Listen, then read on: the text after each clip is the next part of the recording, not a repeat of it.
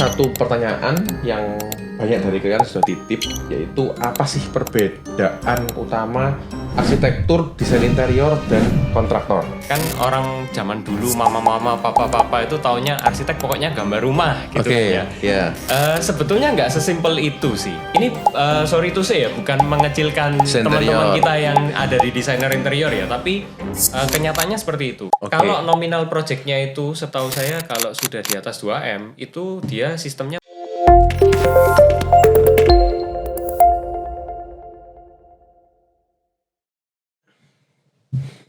Hari ini kita akan belajar segala sesuatu terkait membangun rumah, terutama dalam bidang arsitektur dan desain interior.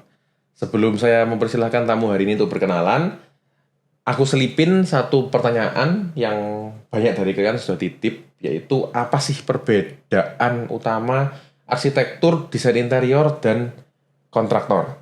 Waktu dan tempat saya persilahkan. Oke, halo guys. Ya mungkin perkenalan dulu ya, karena kan ada peribahasa tak kenal maka tak sayang ya, Pak Auksen ya. Betul. Ya. Perkenalkan, saya Martin Clemens. Saya CFO, COO, dan co-founder dari Farconic Architecture Interior. Nah, mungkin langsung menyambut pertanyaan dari Pak Auksen yang pertama ya tadi. Betul. Perbedaan desain arsitektur, interior, dan kontraktor ya.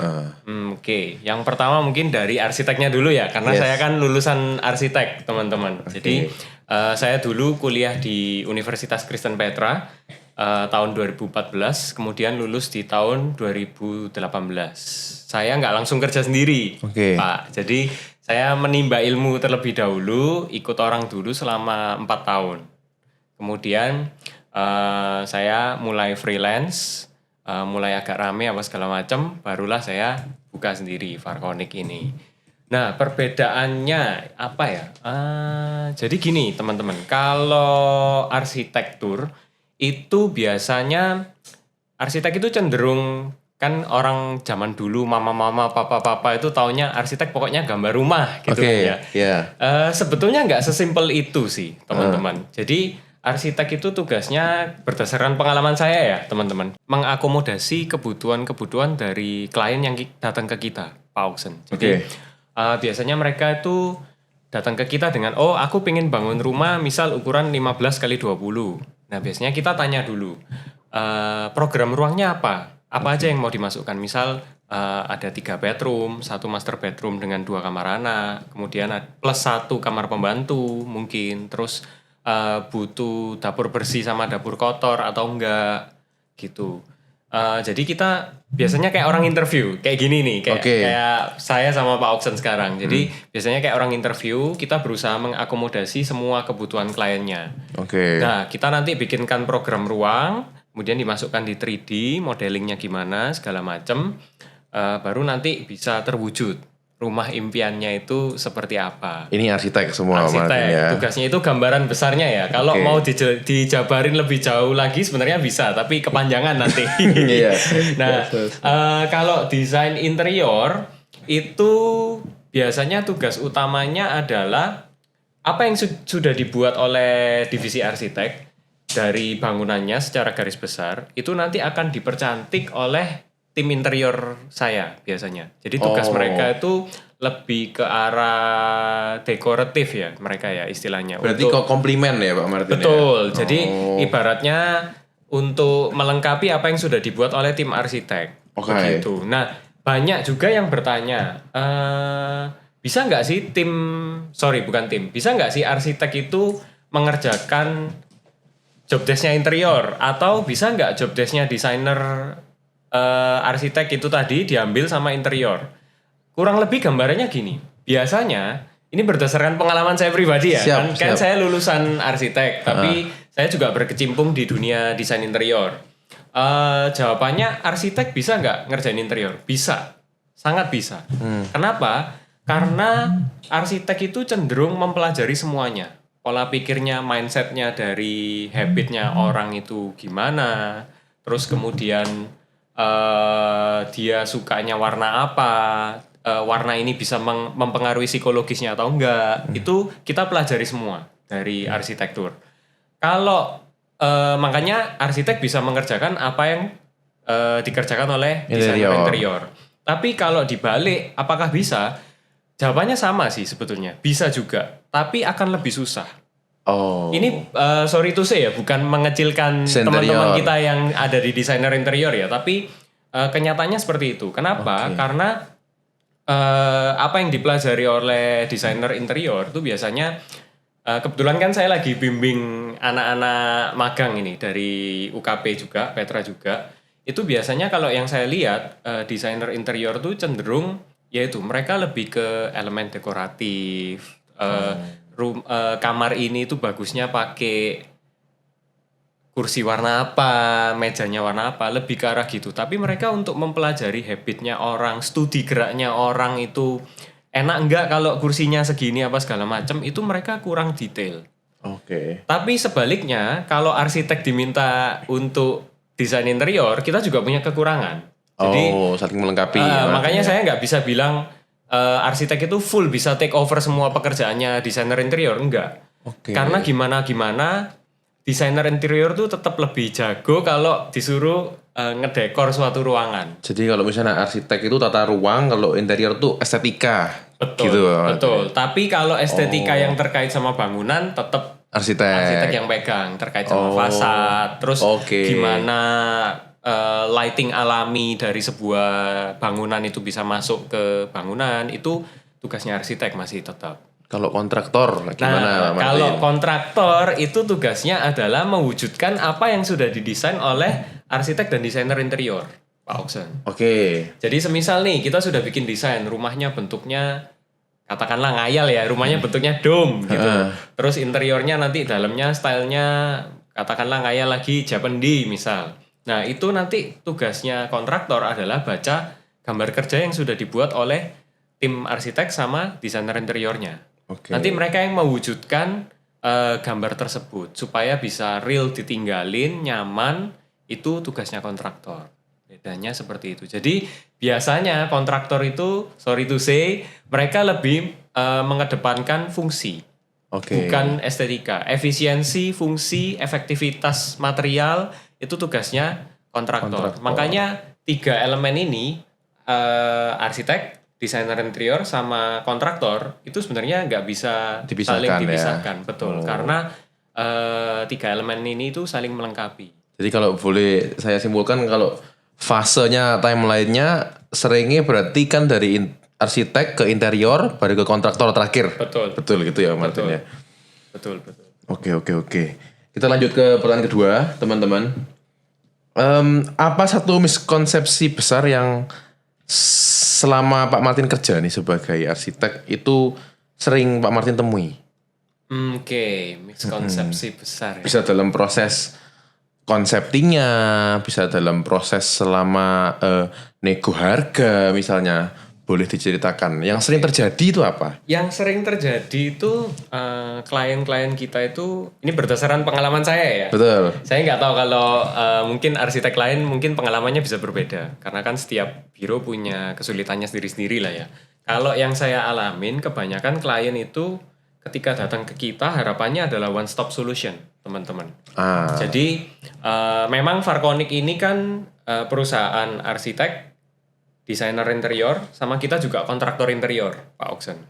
Jadi kalau untuk build custom furniture itu kita bisa mengerjakan karena kita punya tukang in-house. Tapi untuk build bangunannya yang terkait sipil, kontraktor tadi, kontraktor bangunan, itu kita nggak punya tukangnya sendiri. Jadi kita selalu lempar ke vendor luar yang sudah rekanan sama kita. Itu ada beberapa. Nah, biasanya harapannya klien itu mereka sudah one stop solution. Jadi maunya kita semua yang handle, mulai dari gambar arsiteknya, gambar desain interiornya, sampai kontraktornya, buildnya, mau sipilnya, mau interiornya itu mintanya di kita semua. Nah, makanya itu terkadang ketika meeting pertama, kick off meeting pertama sama klien tuh saya harus benar-benar tegesin bahwa Farconic ini adalah perusahaan yang bergeraknya di bidang arsitek, desainer interior, tapi kalau untuk build-nya kita bisanya cuma interior aja. Karena ada Oke. beberapa klien itu yang maunya tahu beres dia. Iya. Datang ke kita, oh aku gak mau tahu, pokoknya titik listrik, titik apa segala macam itu kamu semua yang ngerjain. All in one semua. Betul. Padahal sebetulnya kan kalau boleh jujur, kita ini lebih fair ya. Ceritanya kan kita jujur ke klien, oh kita ini nggak punya tukang bangunannya ini. Kalau Oke. kamu mau ngerjakan part sipilnya, nggak apa-apa, kita bisa bantu. Oke. Tapi kita arahin ke Vendor luar. Dan itu kan kita nggak pernah yang maksudnya ambil untung dari sana ya. Oke. Justru kan lebih fair seharusnya. Tapi ada beberapa klien yang mereka justru maunya terima beres. Oh, nggak usah, nggak peduli. Pokoknya aku taunya satu pintu lewat kamu aja. Jadi Kamu mungkin semua yang ngatur. Jadi mungkin yang bisa diambil di sini adalah dari kita membangun rumah itu ada keahlian masing-masing. Betul. Pak Martin ya. Jadi memang akan jauh lebih gampang kalau semuanya jadi satu badan. Cuman di sini expertnya sendiri-sendiri dan idealnya memang seperti itu Pak Martin ya. Betul. Nah, tapi biasanya arsitek itu ibaratnya kalau ini saya umpamakan ya. Iya. Arsitek itu kalau dalam sebuah acara, event, misal ada acara wedding gitu Pak Oksen. Arsitek itu adalah IO-nya. IO-nya. Seharusnya. Iya, dia Oke. otaknya dari acaranya itu tadi dia harus bisa mengakomodasi semua kan. Dia pertama interview klien, kebutuhannya apa, kemudian diwujudkan desainnya, program ruangnya seperti apa. Kemudian kita yang jelaskan ke kontraktor, ini nanti dibangunnya seperti ini, materialnya pakai ini, finishingnya ini, itu kan kita semua yang ngatur. Oke. Desainer interiornya pun biasanya kita yang bantu koordinasikan. Kapan kamu bisa masukin barang, kapan pasang gorden, kapan pasang wallpaper. Itu tugasnya arsitek. Makanya bisa dibilang arsitek itu adalah IO-nya. IO-nya. Betul. Gitu. Oke. Baik. Ini barusan terbersit ada pertanyaan Pak Martin. Berarti ada nggak sih di luar sana, mungkin di area Surabaya ya yang kita tinggal ya, yang satu perusahaan tuh memang punya tiga-tiganya? Apa semua formatnya seperti ini, Pak Martin? Oke. Ada. Ada ya. Jadi semua memang ada. ada perusahaan yang biasanya tapi perusahaan keluarga dalam tanda kutip ya. Jadi semisal nih contoh dia lulusan arsitek. Dia sudah berkecimpung di dunia arsitek itu, kemudian ternyata saudaranya kerja di bidang interior misal. Oke. Nah nanti dia yang ngerjain interiornya ya saudaranya ini tadi, tapi kan masih satu perusahaan. Yes. Terus kemudian ternyata papanya dulu kontraktor. Nah, oke. itu Jadi bisa terjadi. Case-nya seperti itu Pak Martin ya. Ya, kebanyakan yang saya tahu sih seperti itu. Oke. Karena kan nggak mungkin ya, kayak misal saya nih lulusan arsitek, ya saya pasti ekspertisnya lebih ke desain arsitektur sebetulnya. Kalau saya mau diadu dengan yang lulusan interior, pure interior, ya saya pasti kalah pengetahuannya. Karena saya tidak mempelajari apa yang dipelajari oleh lulusan interior. Sama halnya kalau diadu sama sipil juga pasti beda gitu Betul. Pak Martin ya. Cara pandangnya, kacamatanya itu berbeda. Oh, Yang oke. arsitek pandang itu selalu dari segi estetikanya, kenyamanan penggunanya, terus ya istilahnya pokoknya nyaman, enak dipandang gitu. Kalau dari kontraktor atau sipil itu biasanya pasti efisiensi material, Oke. efektivitas pemakaian bahannya segala macam, terus ya intinya lebih ke efektivitas sama efisiensi. Oke. Kalau interior pasti kacamatanya lebih ke Estetika ruangannya tadi. iya bagus atau enggak gitu. Oke. Baik. Ke pertanyaan berikutnya, kalau menurut Pak Martin dari segi interior dan arsitektur berarti ini ya, berapa budget minimal jasa untuk keluarga muda? Misal di Surabaya gitu, kita ngomong belum punya anak ya Pak Martin ya. Oke. Luas 175 sampai 200 meter persegi, 2 lantai misal. Oke. Nah, Kalau bicara budget ini relatif sebetulnya teman-teman Pak Oksen. Jadi kebetulan Farkonik ini kan juga kita sudah ada sertifikasi ya dari IAI. Boleh Atau dijelaskan ikatan, itu? Ya, IAI itu Ikatan Arsitektur Indonesia. oke. Jadi dia yang ibaratnya kalau dokter, kedokteran itu ID. punya ID, Oh. Ikatan Dokter Indonesia. Kalau arsitek sama, kita punya namanya Ikatan Arsitektur Indonesia. Itu mereka sudah set up semua ketentuan-ketentuannya harus sesuai regulasi. Termasuk harga Pak Martin ya. Betul. Jadi mereka sebetulnya sudah mengatur regulasi. Kalau saya tidak salah ya, nggak tahu nanti teman-teman boleh cek juga kalau mungkin saya salah. Seingat saya regulasinya itu minimal adalah di 200.000 per meter persegi yang terdesain. Oke. Untuk jasa desain arsitekturnya. Itu di startnya minimal adalah 200.000 per meter persegi yang terdesain. Meanwhile, kalau bangunan itu, jadi sebetulnya jasa desain arsitek itu tergantung luasan bangunannya sama nominal projectnya. Oke. Kalau nominal projectnya itu setahu saya kalau sudah di atas 2M itu dia sistemnya persentase. Jasa desainnya itu 2,5% kalau nggak salah Oh. dari nominal proyeknya. Oke, nominal proyek ini yang dihitung apa aja, Pak Martin? Semua RAB-nya untuk proyek itu bisa terwujud dari 0 sampai terwujud. Oh, oke. Ketentuannya harusnya sih seperti itu. By percentage Jadi makin kecil nominalnya ya jasanya makin kecil juga persentasenya seharusnya ya. Tapi patokannya paling gampang yaitu minimal adalah 200.000 per meter persegi. Oke. Soalnya kalau kita bicara proyek yang sudah 2M ke atas kan berarti kita bicara proyek yang high end. Betul. Kalau yang normal-normal untuk mungkin pasangan muda-mudi itu startnya di 200.000. Kurang lebih segitu. Iya. Ya. Kalau Farmonic itu kita startnya sekarang di 250 sampai 300. Kita by penawaran semua sih. Tergantung nanti luasan bangunannya berapa, terus juga kompleks tingkat kekompleksan dari desainnya itu sejauh apa. Misal dia minta sampai fasadnya didesain atau cukup cuman layouting aja, itu kan bisa berbeda.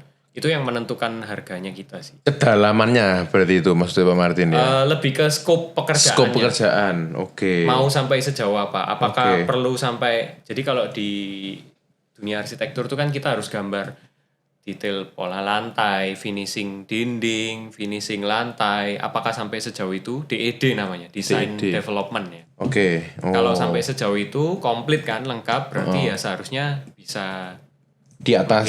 makin tinggi seperti itu. Itu untuk jasanya. Kalau untuk harga kontraktor saya kurang tahu karena tiap kontraktor berbeda-beda. Gitu. Baik, iya. Pertanyaan berikutnya, kalau misalnya orang mau buat rumah Pak Martin ya, lebih bagus yang luas tanahnya besar atau yang luas bangunannya besar? Sama saya juga pernah dengar kalau luas bangunannya besar itu berpengaruh ke pajak ya. Iya, ada dijelaskan. beberapa klien yang tanya itu juga ke saya sih. Cuman mohon maaf sebelumnya ya, saya kurang begitu paham soal dunia perpajakan daripada saya salah ngomong nanti. Cuman ya paham dikit-dikit lah karena kan sekarang saya sudah berbadan hukum juga PT CV, jadi mau nggak mau saya juga harus mempelajari tentang dunia perpajakan. Terus lebih mending luas tanah atau luas bangunan? Sebetulnya ada plus minus atau pro kontranya sendiri-sendiri. Nah, boleh dijelaskan mindsetnya seperti apa? Kalau saya sih lebih prefer luas tanahnya yang besar. Oke, kenapa? Kenapa? Karena ketika kita punya luas tanah yang besar, kita bisa bermain dalam tanda kutip ya. Arsitek itu kan sebetulnya bermain istilahnya. Kita memainkan space yang dimiliki oleh klien kita. Misal dia punya tanah, satu klien punya tanah 10 kali 20. Klien satunya punya tanah 30 kali 30 katakanlah. Itu kan dua hal yang sangat kontras ya. Kita pasti cenderung lebih bisa bermain-main desainnya di yang 30 kali 30. Kenapa? Karena biasanya ini suatu fakta ya, apalagi di Surabaya. Biasanya klien-klien di Surabaya itu kebutuhan ruangnya banyak, Pak Oksen. Contoh gimana Pak Martin? Kebutuhan ruangnya banyak itu dalam artian, misal dia beli rumah developer nih ya. Beli rumah developer itu kan, rumah developer kalau teman-teman tahu sekarang kan agak mini-mini ya dalam tanda kutip. Start biasanya ada yang 6 kali 15, 6 kali 12, ada yang segitu kan ukurannya. Nah itu mereka keinginannya tuh banyak banget. Pengen punya master bedroom. Pengen punya walk-in closet di dalam master bedroomnya. Padahal biasanya rumah developer tuh master bedroomnya aja udah kecil. 3,5 kali 3,5 lah katakanlah ya. Terus minta punya ruang hobi. Terus punya kamar anak. Kantor gitu. Nah, punya office. Nah itu kan berarti program ruang yang kita penuhin banyak sekali kan seharusnya. Tapi dalam tanah yang luasannya kecil. Otomatis kita nggak bisa bermain terlalu banyak di sana. Jadi rumahnya itu bener-bener ya tanahnya full bangunan semua. nggak ada taman, nggak ada apa-apa. Betul. Meanwhile, secara regulasi seharusnya kalau secara etika profesi arsitek itu harus menyediakan yang namanya KDH ya kalau nggak salah. Koefisien KLH. KLH. Ada KLH. Saya lupa istilahnya ya karena saya kalau di Farkonik itu jujur lebih banyak ngerjain interior kan sekarang. In charge-nya. Nah, tapi ada KDB, KLH gitu-gitu. Itu di mana kita harus memenuhi persyaratan untuk ruang hijau, ruang terbuka hijau. Jadi dalam satu rumah itu enggak boleh setahu saya 60%-nya bangunan, 40% sisanya itu harusnya ruang hijaunya. Ini regulasi negara sudah Pak Martin. Iya, betul. Jadi secara regulasi itu seharusnya bangunan, misal kita punya satu tanah 10-20 itu enggak boleh full dimentokkan untuk bangunan semua. Apalagi ada yang namanya GSB, garis sempadan bangunan. Apa itu Pak Martin? Garis sempadan bangunan tuh misal kita punya tanah 10-20 tadi. Kita nggak boleh ngeletakin bangunan atau masa langsung start di 10 yang paling depan itu tadi. Garis terdepannya itu nggak boleh. Kita harus mundur at least kalau nggak salah setengah badan jalan. Jadi kalau jalannya 6 meter, 3 meter harus kemakan. 3 meter harus mundur. 7 gitu berarti ya? Baru start bangunannya. Biasanya kan kita manfaatkan untuk carport, taman. Nah itu yang kita sebut GSB, garis sempatan bangunan. Jadi setengah badan jalan. Garis sempatan bangunan. Itu biasanya salah satu regulasi yang paling strict sih, nggak boleh dilanggar. Karena kan ketika kita mendesain mau bangun rumah itu biasanya kita akan mengajukan IMB, izin mendirikan bangunan. Kalau nggak salah sekarang namanya udah berubah, saya lupa namanya. Mungkin partner saya yang tahu, Pak Rio. Namanya sudah berubah. Nah itu ada ketentuan regulasinya dan biasanya yang paling strict itu GSB itu tadi. Kalau nggak gitu nggak turun ya IMB. Iya betul. Kalau yang masalah tadi ruang hijau itu nggak terlalu strict sih zaman sekarang. Ya dilihat tetap tapi nggak yang sebegitunya kalau boleh jujur. Oke, paham. Iya. Pertanyaan berikutnya juga dari viewers saya ini Pak Martin. Konsep atau teori arsitektur itu ada nggak yang bisa di-apply ke bidang hidup lainnya? Konsep. Kalau bicara konsep mungkin agak susah ya karena pola pikir arsitek itu kompleks banget, Pak Oksen. Yang kita pertimbangkan itu banyak. Gak cuma dari sisi estetika aja teman-teman, tapi juga segi kenyamanan klien atau usernya itu kita pasti pertimbangkan juga. Kalau bicara konsep yang bisa di-apply ke bidang lain, mungkin pola pikirnya bisa beberapa. Contoh yaitu tadi kenyamanan, itu kan biasanya bidang lain contoh desain produksi. Bikin apalah, bikin botol, bikin apa, itu kan biasanya kita juga sama-sama memikirkan kenyamanan pengguna. Arsitek juga memikirkan kenyamanan pengguna. Terus desain produk itu biasanya juga memikirkan estetika. Nggak mungkin dong, contoh nih, bikin ini. Mereknya nanti. Bikin ini, kan nggak mungkin cuman bikin dari segi nyaman di genggamnya aja. Tapi kan juga desainer tuh pasti mempertimbangkan bagus nggak sih ini dilihat. Bentuknya. Estetik nggak sih ini bentuknya dilihat. Itu bisa diterapkan juga pola pikirnya, konsepnya, mindsetnya. Terus mungkin kalau yang lebih gampang diterapkan itu biasanya style. Style. Ada apa aja style Pak Martin? Kalau kita bicara style, katakanlah sekarang lagi tren lah ya, banyak banget kan style Japanese, terus American, ada Mediterranean, ada ya macam-macam lah, banyak Scandinavian segala macam. Nah, style ini yang mungkin lebih bisa diterapkan ke bidang lain. Contohnya misal fashion. Kalau yang style Mediterranean itu kan identik dengan negara-negara di Laut Tengah, pesisir Laut Tengah. Kayak Spanyol, Yunani, Itali. Itu. Nah, mungkin style pakaiannya, pola pikirnya itu bisa diterapkan juga di bidang misal kayak fashion. Kan menyesuaikan. Itu sebenarnya bisa sih. Kalau mau dibedah satu-satu itu banyak ya yang mirip-mirip ya. Betul. Kita bridging dari sana ya. Kalau misalnya rumah itu kan pasti ada namanya tren.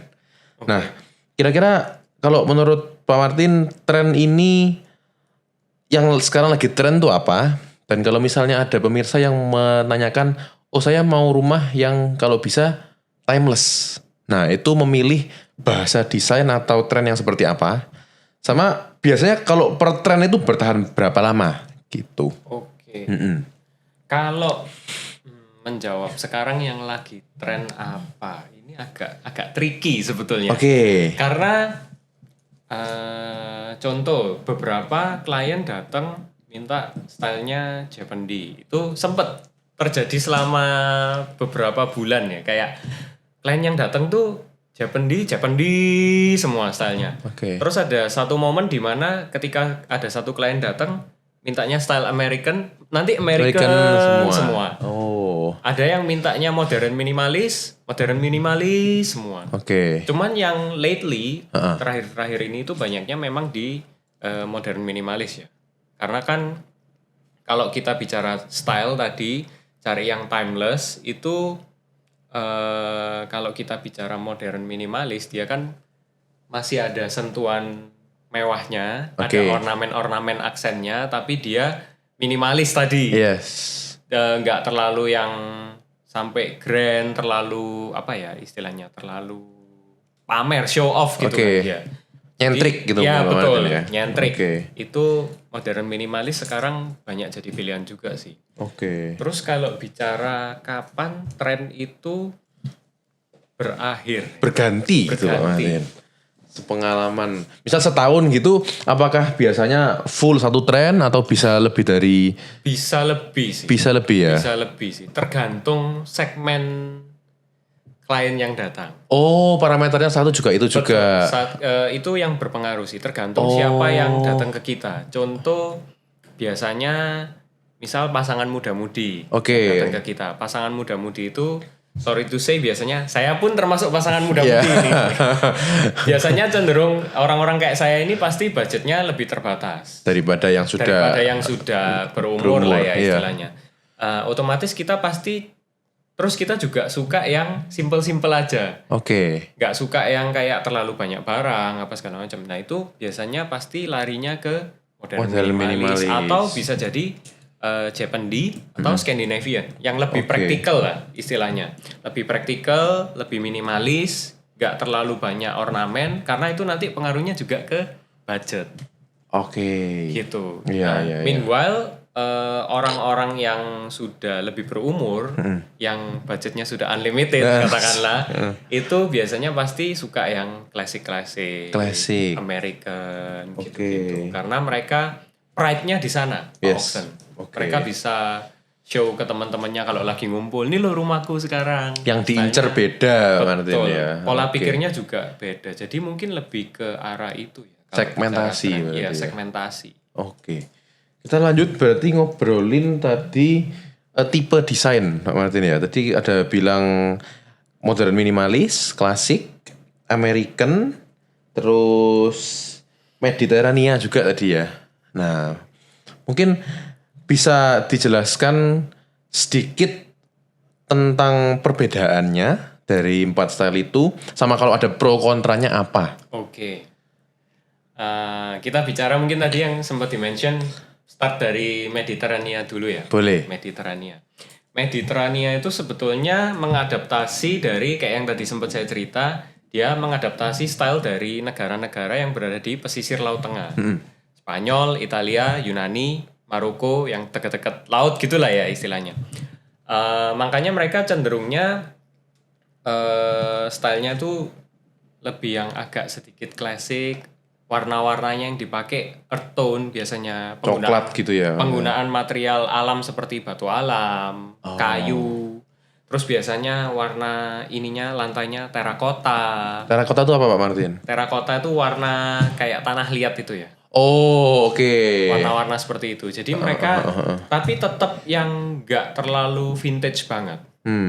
Mungkin kalau bisa sebagai penggambaran paling gampang itu mungkin kayak daerah-daerah yang Santorini lah, style-style itu kan Oke. Mediterania sebetulnya. Iya. Mereka stylenya lebih ke kayak tropical gitulah ya Iya. stylenya. Oke. Itu Mediterania. Mereka banyak menggunakan material alam. Terus biasanya pakai besi tempa juga.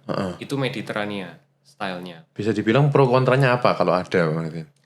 Pro kontranya, balik lagi lebih ke segmentasi sama preferensi kalau Oke. saya. Jadi itu tadi Mediterania ya. Iya. Mungkin saya lanjut ke perbedaan style-stylenya dulu. Itu tadi Mediterania. Terus kalau bicara ada style lagi klasik. Klasik.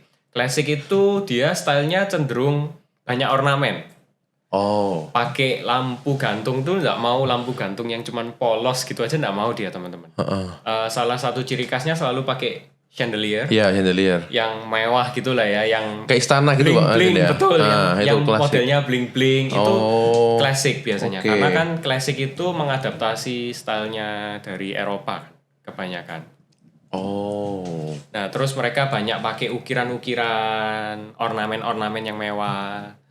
Aksen-aksennya pun biasanya ya bling-bling, gold, gitu-gitu warnanya mencolok-mencolok. Itu style klasik. Klasik. Kalau mau dibedakan segmentasi lagi dengan American tuh sebetulnya masuknya klasik juga. Oh gitu. Tapi kalau yang tadi klasik itu lebih formal, mungkin dia ya kan banyak menggunakan ornamen, terus warnanya bling-bling gitu-gitu. Kalau si American ini dia lebih casual. Oke, contohnya gimana? Dia sama menggunakan profil-profil list gitu, tapi lebih simple bentuknya. Oh. Nggak yang ukiran-ukiran banget. Kalau yang klasik tadi kan kayak Eropa dia lebih main ukiran-ukiran, lebih seni lah, lebih banyak melibatkan seniman-seniman lah ya zaman dulu. Oke. Itu karena kan Eropa itu kan terkenal dengan banyak seniman-seniman yang luar biasa juga. Patung-patungnya itu identik dengan style klasik tadi. Kalau American dia lebih polos-polos. Makanya kalau boleh saya bilang klasik biasanya arahnya lebih formal. Kalau yang American tuh lebih casual. Kalau bicara klasik tadi kan sebetulnya zamannya juga banyak ya. Periodenya kan banyak. Ada barok, rokoko. Itu kalau dijabarkan panjang lagi. Stylenya bisa beda-beda. Mungkin teman-teman pernah lihat style-style gereja kayak yang gereja-gereja di Eropa itu. Klasik itu. Itu cenderungnya biasanya klasik. Banyak kan ukiran-ukirannya, segala macam main patung. Gitu-gitu itu klasik. Oke. Terus setelah American modern minimalis tadi ya. Ada modern minimalis. Kalau modern minimalis ada lagi minimalis sebetulnya. Beda itu. Beda. Kalau minimalis tuh bener-bener yang polos-polos. Jadi dia berkebalikan sekali dengan si klasik. Kalau klasik kan suka pakai list, ada bidding, paneling. Kalau minimalis itu dia benar-benar polos-polos. Penggunanya ya furniturnya seperlunya aja lah istilahnya. Mungkin kayak desain apartemen studio buat kuliah ya. Betul. Itu benar sekali. Jadi makanya saya selalu tekankan kalau menurut saya trennya itu lebih ke arah segmentasi sebetulnya. Tren itu akan selalu hidup ya. Iya. Selalu timeless, tapi peminatnya itu tergantung segmen. Yes, tergantung kebutuhan. Tergantung budgetnya juga. Yes. Nah, biasanya balik lagi segmennya siapa. Oke. Nah, aku juga baru muncul pertanyaan. Kalau misalnya luas tanah atau luas bangunannya pengaruh apa enggak, Pak Martin? Contoh. Kalau kita mau ngebangun klasik di 20x10 itu sebenarnya bisa atau enggak? Tidak rekomend. Oke, gitu ya. Iya, betul. Karena klasik itu tadi kan seperti yang saya jelaskan. Klasik itu lebih formal. Terus dia kan segmentasinya cenderung ke OKL lah ya. Kalau istilah orang Surabaya ya. Biasanya susu AI itu suka banget dengan gaya-gaya casual kebanyakan ya. Saya nggak bilang semua. Saya nggak mau mengeneralisasi semua orang yang OKL itu suka klasik. Nggak selalu. Nggak selalu. Tapi kebanyakan. Boleh dikatakan 70%, 80% biasanya OKL nih susu AI larinya pasti ke klasik. Nah, bayangkan kalau kita di rumah 10x20 living roomnya terus kita adaptasi style klasik. Yang furniturnya besar-besar. Kan ruangannya makin sempit jadinya. apa yang mau di show off jadinya. Oke. Lebih ke gitu juga sih. Oh, jadi sebenarnya luas bangunan juga mempengaruhi. Betul. Ya. Oh. Parameternya sebetulnya banyak sih. Oke. Iya. Baik. Pertanyaan berikutnya mungkin hubungannya dengan lokasi gitu ya, atau iklim. Kalau misalnya di perkotaan seperti Surabaya dibandingkan dengan yang agak tinggi, contohnya Malang atau Bandung gitu, itu ada hubungannya atau tidak sih dengan style yang tadi sudah dijelaskan? Misal kalau misalnya di Surabaya itu lebih ideal menggunakan modern minimalis atau Mediterania karena dekat laut gitu kan Surabaya. Nah coba pencerahannya seperti apa gitu. Oke. Karena tadi kita sudah bicara banyak soal segmentasi ya. Sekarang lebih ke maksudnya ada efeknya nggak ke lokasi. Betul. Berarti. Sebetulnya kalau secara teori ada. Oke. Kalau secara teori ya, karena kalau di dunia perkuliahan dulu kan kita itu selalu di brainwash. Arsitek itu selalu di brainwash. Kalau Indonesia itu iklimnya kan iklim tropis. Nggak cocok harusnya pakai style American apa segala macam. Itu secara teori iya benar adanya. Contoh, makanya tadi kita bicara style Mediterania yang kayak Santorini gitu. Itu kan cocoknya sebetulnya diterapkan di Bali. Contoh, banyak banget klien-klien kita semisal punya tanah di Bali mau dibikin villa Mediterania. Karena kan usernya juga kebanyakan kan bule-bule di sana, bule-bule yang lagi liburan, lagi merantau. Mereka kan feels-nya pingin feels home lah ya di rumah gitu kan. Nah, makanya mereka pingin bikin sesuatu yang sesuai home-nya mereka. Makanya style Mediterania itu banyak diterapkan di sana. Misal yaitu tadi bule mau bikin villa biasanya stylenya ke arah situ. Tapi tidak menutup kemungkinan juga kayak saya punya klien itu punya rumah di daerah Malang, di daerah yang agak tinggi, Villa Puncak Tidar, itu pakai style yang tropical gitu juga Mediterania. Lah itu kan kita masih oke karena dia ya lokasinya masih cenderung tinggi lah dan itu kan lebih ke interior rumahnya. Bukan konsep bangunannya ya. Kalau konsep bangunannya semisal kita tiba-tiba terapkan contoh di Surabaya dengan cuaca yang panas kayak gini terus kita mau terapin arsitektur kayak yang di negara-negara padang gurun misal yang dia atapnya itu banyak atap dak gitu-gitu. Di Indonesia ini sering hujan, Pak. Kalau kadung hujan terus, kalau kadung panas terus. Nah, dak cor yang kita punya di atas nih kena hujan, kena panas, lama-lama retak rambut, bocor. Nah, itu pasti nggak cocok. Jadi kalau bicara tadi style ini mau dipakai di sini bisa nggak? Ya bisa, tapi tergantung part mananya. Kalau part arsitekturnya, bangunannya, whole building, harusnya sih kurang ideal. Harusnya kita tetap berdasarkan lokasinya. Kita ini lagi di mana sih?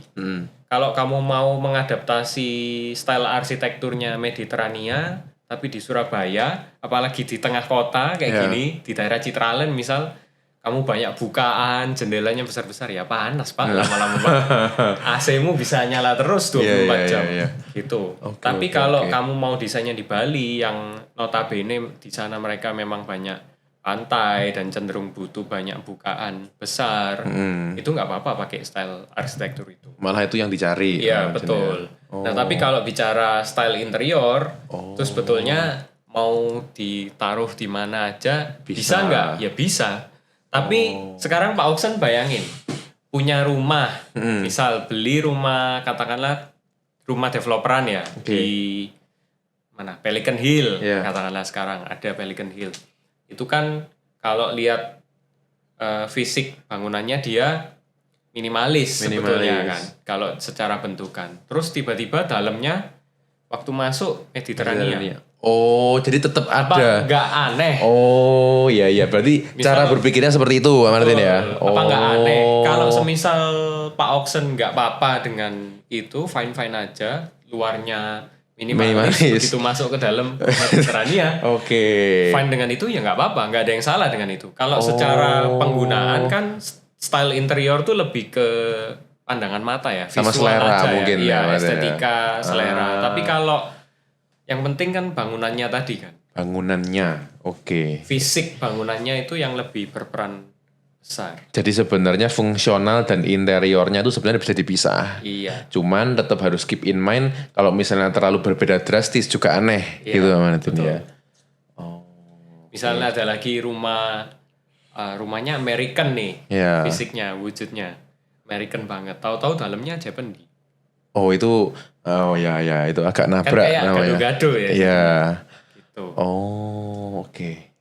Kalau orangnya, ownernya, usernya nyentrik, fine-fine aja dengan itu. Nggak apa-apa, aku memang mau. Kayak gini. Ya udah, silakan. Monggo. Jadi Fargonic hanya mengakomodasi gitu Tuh, kan. tapi Tetap kita bisa. pasti tetap warning lah ya, kasih Yes, warning yes. kita kasih advice, kita kasih suggestion, plus minusnya ini. Kita juga pasti kasih input. Ini kalau dibuat kayak gini akan jomplang loh, apakah nggak apa-apa? Gitu. Oke, jadi sebelum kita tutup, mungkin akhir kata saya berikan kepada tamu hari ini. Pasti banyak di sana yang menanyakan, baiknya kalau misalnya mau menghubungi Fargonic itu lewat mana? Seperti itu. Oke. Kalau mau menghubungi Fargonic bisa mungkin yang paling mudah DM ke sosial media kita ada di @fargonic VARCONIC, atau yang butuh terpisah portfolio kita ada bangunan sama interiornya sendiri. Kalau yang interior ada di fargonic.interior. Fargonicnya sama spellingnya VARCONIC.interior. Kalau yang bangunan ada di @fargonic. Itu paling gampang, nanti bisa DM ke sana, biasanya langsung connect ke nomor adminnya kita. Baik. Mungkin cukup segitu dulu guys untuk hari ini. Terima kasih sekali lagi Pak Martin untuk kesempatannya. Sampai jumpa di video berikutnya. Semoga bermanfaat. Bye-bye. Bye-bye.